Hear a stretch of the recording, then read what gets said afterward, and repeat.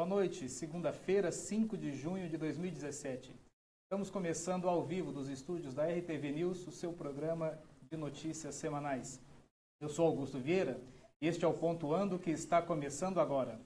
Hoje eu tenho o prazer de receber em minha bancada o prefeito de Caçapava, Fernando Diniz. Casado, 55 anos, natural de Caçapava, oficial do Exército, foi o vereador mais votado da coligação em 2004, presidente da Câmara em 2008, exerceu a função de secretário municipal de Defesa e Mobilidade Urbana de 2009 a 2012, estudou no Colégio Militar do Rio de Janeiro, Academia Militar das Agulhas Negras e Escola de Aperfeiçoamento de Oficiais e atualmente é o prefeito de Caçapava. Boa noite, prefeito. Boa noite, é um prazer estar aqui conversando com vocês. Muito obrigado da visita do senhor, de ter aceitado gentilmente o nosso convite de participar do nosso programa Pontuando. Bom, prefeito, iniciando as nossas perguntas, na verdade nossa conversa é bem descontraída, é mesmo para aproximar o gestor da população e para que todos conheçam quem está à frente do seu município. Caçapava existem muitos bairros que ainda estão sem asfaltos, né? A população ainda sofre um pouco com isso. E o que a sua gestão tem feito para resolver essa questão? Primeiramente, Caçapava tem alguns bairros sem asfalto e muitos outros com asfalto totalmente comprometido e deteriorado. Isso veio um processo através dos anos e o asfalto de Caçapava, você conta no dedo as ruas que são boas em Caçapava em relação ao asfalto. A maioria das ruas estão esfarelando, qualquer chuva que venha, muitos buracos surgem em função disso. Mas nós temos feito um tapa-buraco emergencial e fizemos nesses bairros sem asfalto os projetos, que até hoje não existia projetos para esses bairros. Sem projeto a gente não consegue nenhum tipo de ação para melhorar esses bairros. Para isso, sim. Então nós fizemos inicialmente os projetos, que estão prontos já de alguns bairros e de algumas ruas da cidade que estão em pior situação, para que nós possamos então começar a correr atrás de recursos que são mais elevados para esses bairros e convênios para que nós possamos pavimentar algumas ruas da nossa cidade. A prefeitura com recursos próprios não seria possível. Olha, infelizmente o orçamento de Caçapava ele não permite investimentos. A população, a gente costuma deixar muito claro para a população que a gente consegue fazer uma manutenção básica da cidade, mas grandes investimentos, infelizmente, Caçapava não consegue realizar. Nós precisamos fazer um ajuste fiscal na cidade para que sobe recursos para investimento. Caso contrário, a gente vai ficar vivendo de emendas, convênios e pedindo ajuda do governo, né? Que é o que o senhor está fazendo através desses projetos. Exatamente. Claro. Mas o ideal é que Caçapava tivesse, sim, condições de ter recursos para que esses investimentos básicos de bairros, por exemplo, pudessem ser feitos pela prefeitura. O senhor está trabalhando com o orçamento que foi produzido na gestão anterior, né? Exatamente. Não foi um orçamento... Um orçamento... o orçamento é uma peça de ficção, né? Sim. Ele pode ser realizado ou não, né? Conforme as entradas, claro, né? Claro. O que vale é o financeiro. Sim. E o próprio orçamento que foi nos deixado foi um orçamento bastante até fictício, porque os recursos não dariam pelo orçamento para você ter uma sobrevida até o final do ano. Entendi. Então, você, por exemplo, tem um gasto previsto orçamentário com funcionalismo que não corresponde à realidade, você gasta muito mais. Entendi. Então, agora, isso aí não é por maldade da gestão anterior também, é por questões... Claro, a administração veio sim, com uma máquina... Veio, época de eleição, assim. A pessoa acaba postergando as ações impopulares, claro, muitas vezes, e aquilo vai... E acaba vindo no próximo, né? No próximo, de quem tá exatamente. Assumindo, né? Além de que nós pegamos um precatório de 22 milhões de reais, né? Além da queda da arrecadação, ainda caiu para o nosso governo um precatório de 22 milhões de reais. E esse precatório já vencido? Já vencido. E então, o senhor teve que fazer o pagamento dele? Não, nem tem como. Nem tem condições. Então a gente está negociando, né? Estamos fazendo uma negociação com os credores para que nós possamos... É um único precatório ou um montante? Nós temos os precatórios trabalhistas, que giram em torno de 1,5 milhão, 2 milhões, e um de 20 milhões, que seria para um só. Um único credor. Um único credor. Para que o nosso ouvinte, para quem está nos acompanhando, possa entender, o precatório judicial são condenações judiciais que a administração pública recebe e de obrigações que ela tem que pagar. Então, já são processos judiciais antigos, né, prefeito, que a administração foi condenada, o município foi condenado a pagar determinada pessoa, e então originou-se esse precatório e agora está na mão do senhor para que efetue esse pagamento de alguma forma, né? E isso acaba comprometendo por demais as finanças. Muito. Porque é um valor que o senhor realmente não contava que teria que desembolsar, né? Ele está previsto no orçamento, mas se você faz um pagamento desse, você compromete totalmente todos os programas da cidade que já estão comprometidos pela queda da arrecadação geral do país, dos estados e dos municípios. Então, você tem aí um problema sério de gestão orçamentária em todo o país, praticamente, né? Interessante, o senhor falou agora essa crise, vamos assim dizer, que o nosso país está passando, é pública e notória, e nos últimos anos, crise financeira, crise política, crise ética que o nosso país vem enfrentando. Eu acho que o reflexo maior tem sido nos municípios. E Caçapava tem enfrentado, o senhor tem percebido que a crise financeira tem assolado por demais Caçapava, ou Caçapava está conseguindo passar ao largo dessa crise? Não, ao largo é impossível, né? Mas nós temos feito uma gestão muito pé no chão, para também não tem como a gente deixar de fazer tudo. Nós temos procurado fazer de uma forma mais econômica possível as nossas ações, para que a população também não seja prejudicada. Mas temos ali trabalhado com muita dificuldade, né? Sim. É bom quando você trabalha com um orçamento mais mais flexível, né? Em termos financeiros. mais folgado, para que você possa atender os anseios, né? Porque a população às vezes não entende, né? Não é que o senhor não faz porque o senhor não quer, porque não tem dinheiro. É porque muitas vezes não tem, mas apesar disso, estamos fazendo muitas ações. Por exemplo, as estradas rurais, bairros que não têm pavimentação, há muito não recebiam tratamento adequado com as máquinas, motoniveladora, saídas de água, cascalhamento, coisas que hoje nós retomamos de uma maneira muito intensa, para dar um alívio aí à circulação das pessoas que moram em área rural. É difícil, né? Porque estamos pegando um período chuvoso, dificultando um pouco nós mais. saímos de um período de seca para um período chuvoso. E graças a Deus, porque as represas estão voltando a se normalizar. Normal, claro. Então, nós damos graças a Deus pelas chuvas, mas ao mesmo tempo as chuvas danificam muito a estrutura do município. Da malha viária do município. Exato. E falando de transporte, prefeito, aqui tem um ouvinte nosso daqui que está interagindo, Gabriel Fernandes. Obrigado, Gabriel, de enviar sua pergunta, sua participação. Ele fala, e o aeroporto, vai sair ou não vai? Olha, o aeroporto é um investimento privado, da Penido, né? A gente tem dado todo o apoio, não só ao aeroporto, mas todo o empreendedorismo na nossa cidade. E o aeroporto, sim, passa por uma certa dificuldade, passou por um período crítico, porque ele entrou na construção do aeroporto, que não é um aeroporto, é um centro empresarial, sim, aeronáutico, né? Que vai ter movimento de cargas. Não vai, ele é mais especificamente destinado a um centro tecnológico aeronáutico. Sim.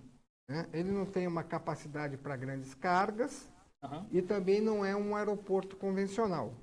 São empresas que têm uma logística voltada para a parte aeronáutica e que podem perfeitamente se instalar ali, agregando outras situações. Então, por exemplo, a cadeia produtiva da Embraer pode se deslocar para esse local que vai ter uma ação muito mais efetiva, uma economia até de meios de ação, barateando produtos, porque estão ali de uma forma mais organizada. Claro. Empresas que não tenham condições de ter uma expansão nos locais onde se encontram, por falta de espaço, por estarem já alocadas em locais inadequados, poderão transferir suas atividades para o CEA, né?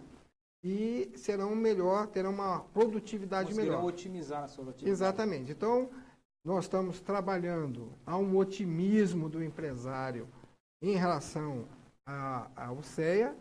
Ele tem procurado parceiros, as coisas estão evoluindo e a gente tem estado otimista.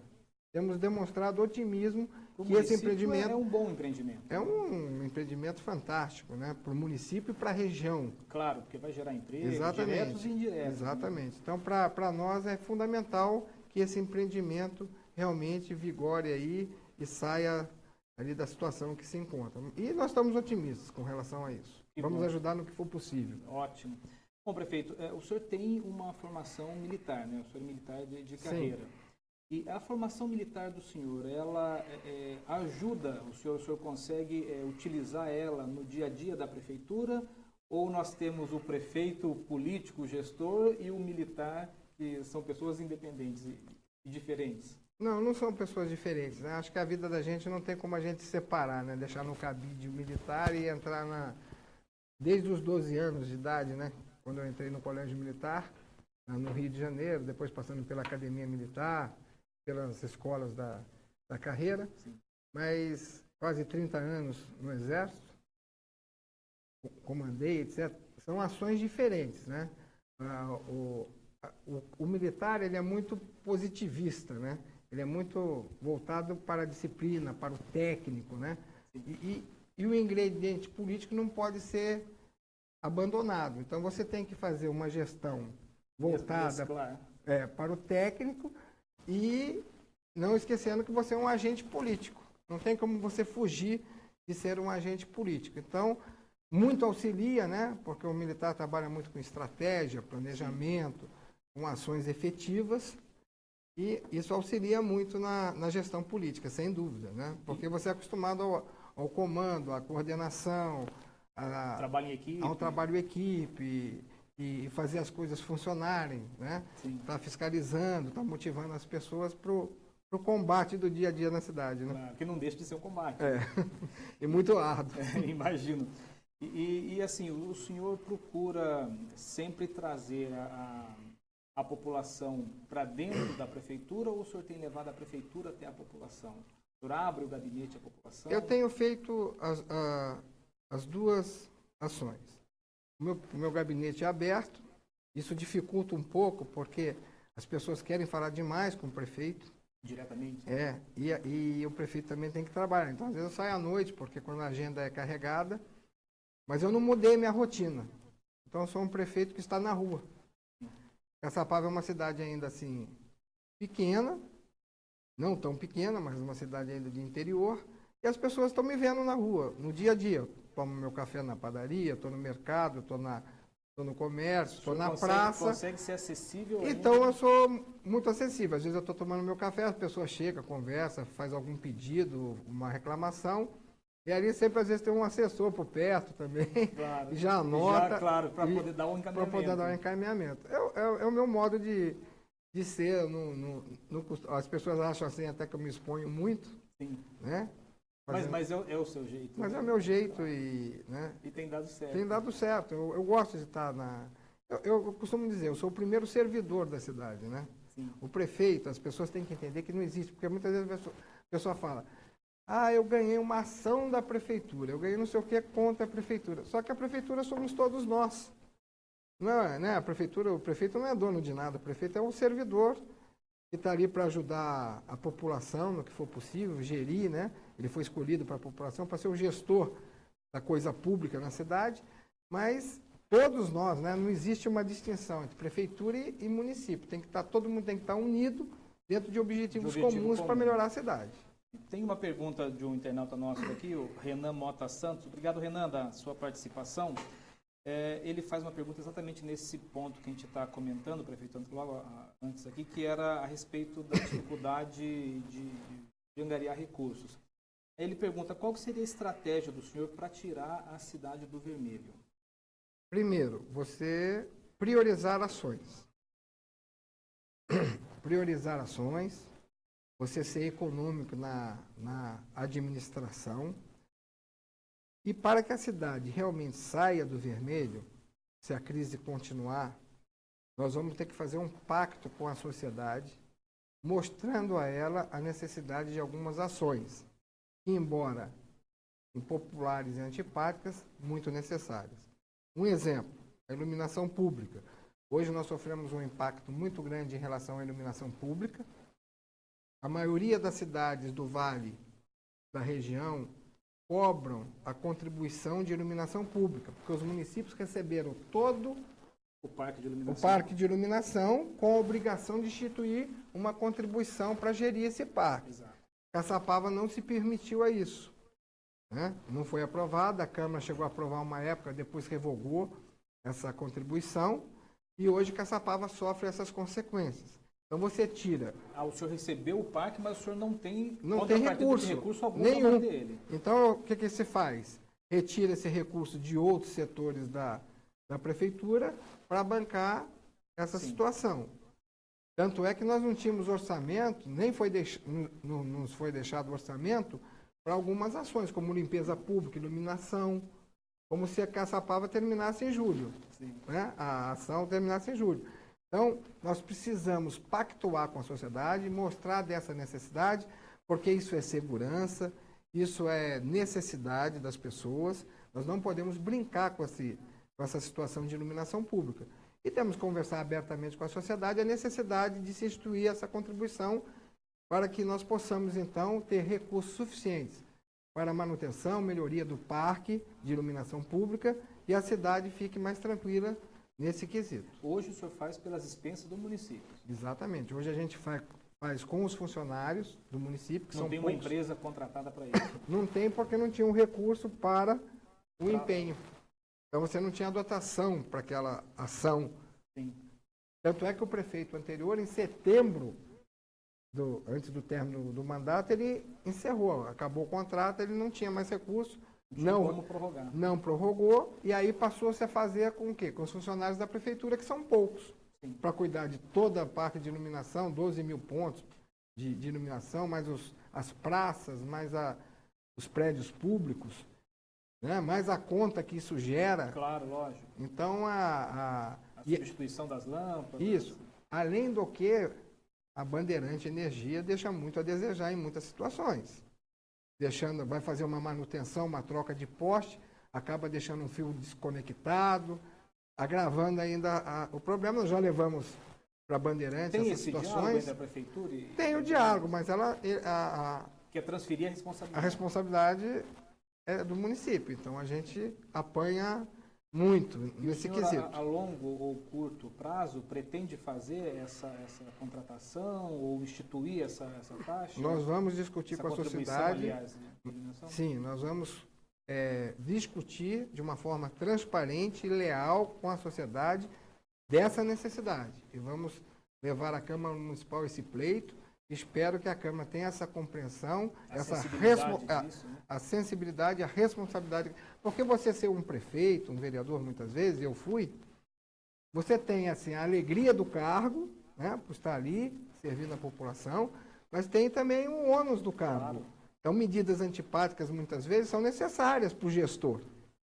E a população a entende, porque onde eu tenho ido, nos bairros que eu tenho conversado, as pessoas passam a entender quando você explica. Né? Você não vai fazer uma contribuição na calada da noite. Você não vai Mas as claras, As mesmo, claras conversando, explicando, e a explicando. necessidade. né? Exatamente. Eu acho que você ali instituir uma contribuição que gira em torno de 18 a 20 reais, E outra, é um tema de segurança pública. totalmente, né? Eu acho que Não, ninguém não é dá. contra. Até porque a gente tem que imaginar que numa cidade a luz não pode apagar. Claro. Não é que nem na nossa casa, que vai lá, apaga a luz da cozinha, você quando tem paciência, você vai lá e troca a luz, né? Sim. Até você buscar escada, ir no supermercado, comprar uma luz, né? Você vai enrolando aquela ação. Na cidade, não. Não tem como se fazer Então, a cidade é assim, você tem que ter o ponto monitorado, você tem tantas horas que aquela lâmpada dura, você tem um controle daquilo, quando estiver vencendo o tempo de vida dela, você já tem que substituir. É como o carro, né? Você não vai esperar acabar o freio para trocar, né? A pastilha. Você vai esperar bater no poste? Não pode. Então, você troca conforme a manutenção exigida da concessionária. Eu percebo que o senhor é muito preocupado com a população, com o retorno da população, em dar explicação para a população. E acredito que pensando nisso foi que o senhor criou a ouvidoria do município uns meses atrás. Sim. E como que tem sido a experiência dessa ouvidoria? Tem sido positiva? Sempre é bom. A população ela precisa de um canal para colocar os seus anseios, as suas reclamações. Então, nós temos lá, agora implantada a ouvidoria, que é até uma obrigação, né? Não é um favor nenhum que se faça. Aliás, quando as pessoas falam, o senhor não está fazendo favor nenhum, eu sei disso. Eu estou fazendo a minha obrigação. É que muitos não fazem, né? Mas eu estou fazendo a minha. Sim. E a ouvidoria é um meio muito importante de você dar uma satisfação para a sociedade, dar uma resposta. Inclusive, não você receber, mas você... Quando eu era secretário, muitas vezes, eu pedia para a minha assessoria que deixasse algumas reclamações e eu mesmo dava um retorno para o munícipe. E a pessoa ficava muito feliz, ela nem acreditava. Ela falava assim, olha, o secretário está me ligando... pensava que ela se sente privilegiada, prestigiada. Exatamente. Então, a população tem que sentir que ela está sendo atendida, ela está sendo... aquelas reclamações dela estão sendo levadas em consideração com seriedade. E isso cria um elo de confiança entre a administração e a população muito grande. É isso que a gente procura fazer. Sim. Na área da saúde, prefeito, a Marli Souza. Marli, muito obrigado de ter enviado a sua pergunta. A Marli pergunta sobre o PAN da Vila. Tem chances de voltar a ser 24 horas, prefeito, de novo? Olha, o que é o PAN? Um pronto atendimento. Quando nós assumimos, nós fizemos um estudo, porque eu tinha a recomendação da área técnica da saúde para fechar o PAN da Vila. Por quê? Você vai num pronto-socorro, num pronto atendimento, ele tem que ser um pronto atendimento. Se você chega lá infartando, e você chega naquele pronto atendimento, e você lá não tem nenhuma condição de ser atendida, o que estava sendo feito? Colocava a pessoa dentro de uma ambulância e conduzia para o pronto-socorro da cidade. Sim. Então, aquilo lá funcionava com um gasto excessivo para não dar um atendimento adequado e responsável a quem procurasse o PAN numa situação de gravidade. Muitas pessoas confundem o pronto-socorro, que é o pronto atendimento, com o atendimento ambulatorial. Esse atendimento ambulatorial, ele pode ser feito nos postos básicos de saúde, nos PSF. Então, a primeira entrada da pessoa no sistema de saúde, dentro do ambulatorial, é o PSF, que vai fazer o filtro. Sim. Vai ver aquela pessoa, vai cuidar, vai na casa dela, vai atender. O PAN é situações emergenciais, gravidades que você tem que imediatamente ser atendido.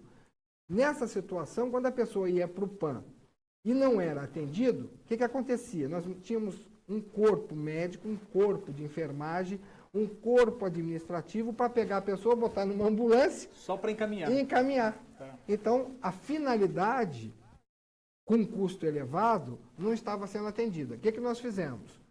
Fechamos o atendimento à noite, até porque ficou tão...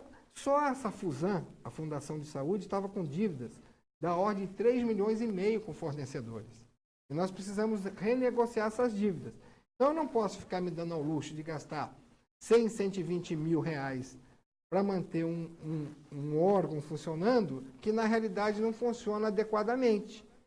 Eu sei que isso causa um certo desconforto muitas vezes, mas nós temos... Foi um remédio necessário. Um remédio assim, para aquele momento. Necessário e responsável. Tá? Porque se você se dirige a um pronto-socorro, passando mal, e você vai ser deslocado para o outro, para encaminhamento, não justificaria o custo. Tempo que você perdeu ali pode custar a sua vida. Claro. Sendo que se ele já fosse direto, ao local do atendimento. E ele fala assim, mas Fernando, mas como é que eu vou às vezes, eu não tenho condições, nós temos o SAMU, nós pagamos, o município paga 120 mil por mês para manter o SAMU, porque o governo federal, ele bota lá os programas. SAMU, PSF, mas depois o custeio vem para o município. Tira o time e deixa o município lá arcando com aquilo. Então, se a pessoa estiver passando mal, ela vai acionar o SAMU e vai levar essa pessoa ao pronto-socorro, onde terá o atendimento adequado. Então, essa medida foi necessária e, lógico, assim que nós pudermos melhorar o PAN, dar uma arrumação naquilo e dar realmente o atendimento responsável, nós vamos, Claro. sim, querer que o posto fique 24 horas. Até porque eu tenho um carinho muito especial por aquela região da Vila Menino Jesus. Né? Ali foi... a minha mãe nasceu naquela região, nós fomos criados ali. Vai ser bem olhada. Então ela vai ser bem olhada, né? Mas só que eu tenho que falar para a população, olha, eu estou gastando 120 mil da gente para não ter o atendimento adequado que vocês merecem. Nós estamos se tapeando. Então, eu acho que num momento de crise, você gastar um recurso muito grande para uma coisa que não funciona como deveria funcionar. Pode ser Então encaminhado de outra forma. exatamente, nós estamos dando um atendimento, sim, para a população, mas de uma forma adequada e com economia de recursos. E esse recurso vai ser deslocado para o centro para fazer as renegociações da dívida, para fazer o funcionamento melhor do pronto-socorro central da cidade e que atende os demais bairros da cidade também. O Anderson Moraes está me perguntando aqui sobre a lei do zoneamento, prefeito. Existe já o projeto? Já está em... Nós fizemos agora a revisão do plano diretor, que foi aprovado na Câmara Municipal semana passada. Agora nós vamos partir para a revisão do zoneamento da cidade. Outra coisa que a gente precisa tratar de forma responsável. Claro, porque é uma lei que vai modificar toda a... Ela modifica e dá o direcionamento disciplina, o crescimento da cidade. até para a qualidade de vida da pessoa. A gente precisa fazer um crescimento da cidade, mas que preserve a qualidade de vida das pessoas. Porque o crescimento a qualquer custo tem que nós olhemos todas as consequências das ações, pode levar a cidade ao caos, como muitas cidades foram levadas ao caos pela falta de planejamento. Baixada Fluminense, aquele tipo de desenvolvimento de concentração de pessoas de baixa renda à distância da cidade, que gera toda uma ordem de necessidade, como transporte público, assistência, e tudo isso vai gerando e consumindo recursos da cidade.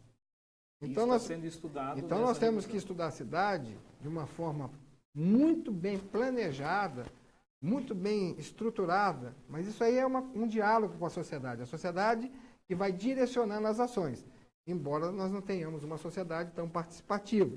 Você faz uma audiência pública, são poucas as pessoas, são os mesmos que comparecem, né? Então agora é uma hora até para convidar você que está nos assistindo, quando Isso. o prefeito Convocar, convidar, né, exatamente, para uma audiência pública, que você tiver interesse, dê opinião, traga suas e pode ideias. ver, se você perguntar aqui quem vai, você vai ver que pouca gente São participa poucos. Então aproveite e participe, porque é o teu interesse, é a sua cidade, é o teu bairro que está sendo questionado, que está sendo planejado, e é de interesse de todos nós, porque viver numa comunidade sadia. Tudo que é construído com a participação da sociedade sai muito mais fortalecido claro. e melhor elaborado. E prefeito, bom, com a sua formação como militar, eu não podia deixar de se perguntar, e segurança, o senhor tem algum projeto em mente para a segurança de Caçapava? Olha, a segurança é um quesito. Quando as pessoas me perguntam qual é a prioridade, você até se embaralha. Você não sabe se é saúde, educação, segurança. Lógico que educação sempre vai ser a prioridade séria de qualquer governo. A gente tem dado uma atenção muito especial, principalmente às nossas escolas. O aspecto físico, o aspecto pedagógico das escolas. Eu falo muito para a secretária de educação. E o pedagógico, como é que está? A criança está ali para aprender. Essa pergunta está vindo de um ouvinte nosso da Itália, Stefano Varico, está nos assistindo da Itália e mandou para a gente essa pergunta. Como o senhor vai lidar com a segurança de Caçapava? Então, a segurança da cidade é muito importante. Eu, quando fui secretário de Mobilidade Urbana, de Defesa e Mobilidade Urbana, eu montei praticamente essa secretaria, eu montei o Centro de Operações Integradas, o COI, com 14 câmeras de segurança. Infelizmente, nós recebemos apenas 4 em funcionamento. Então, nós vamos recuperar o COI, amanhã teremos uma reunião sobre isso na região metropolitana do Vale do Paraíba, onde o governo do estado quer expandir esse sistema e interligar as cidades. De maneira que a gente tenha uma segurança... Porque você não consegue mais ter um policial em cada esquina. O nosso sistema de investigação da Polícia Civil é muito falho. Enquanto em países desenvolvidos A maioria dos crimes são, quase a totalidade, resolvidos pela investigação. No Brasil, isso está muito aquém. A delegacia trabalha com a nossa ajuda. Claro. O município ajuda a delegacia, cartório eleitoral, fórum. Acaba estendendo a função do Estado. Né? Acaba estendendo a função do Estado. Né? Mas conta para o meu gasto. Claro. Você vê a dificuldade? Compromete toda a sua despesa. Entendeu? Então, à medida que você bota um escriturário no fórum, você bota um escriturário na delegacia, você desguarnece, vai caindo, claro. e você desguarnece a sua administração. Exatamente. Mas conta no seu gasto de pessoal. Sim. Você vê como é que é complicado, né? Então, a segurança, nós temos fortalecimento da guarda municipal. Mas hoje nós estamos sem condições de contratar, porque estamos com um limite de gasto de pessoal já comprometido pela queda de arrecadação e outros fatores. Então, precisamos, tendo menos efetivo, menos condições de contratar, melhorar a eficiência da ação, tanto da polícia no município, quanto da guarda municipal. Pretendo criar um grupo de gestão integrada de segurança, onde nós faremos reuniões sistemáticas e periódicas com todos os agentes envolvidos na parte de segurança. Polícia Civil, Polícia Militar, Guarda Municipal, Fórum, né? Justiça, Promotoria. Colocar todos os atores Vamos os atores envolvidos sentar numa mesa para traçar ações estratégicas, mostrar estatísticas, mostrar o que está acontecendo para que nós, em conjunto, possamos melhorar a atuação no município na área de segurança. Então, tecnologia, mais ação preventiva, mais ações estratégicas, nós pretendemos melhorar a segurança no município. E ótimo, prefeito. Bom, então, meu diretor já está falando para mim que nós estamos chegando no final do tempo e a conversa está muito agradável. O senhor está trazendo a experiência da cidade para a gente, a experiência como gestor. Apenas uma pergunta agora para a gente fechar a nossa participação. Pergunto ao político, Fernando Diniz. Nós estamos falando com um prefeito de 4 anos ou um prefeito para 8 anos? Olha, isso aí só ao final da gestão que a gente mede.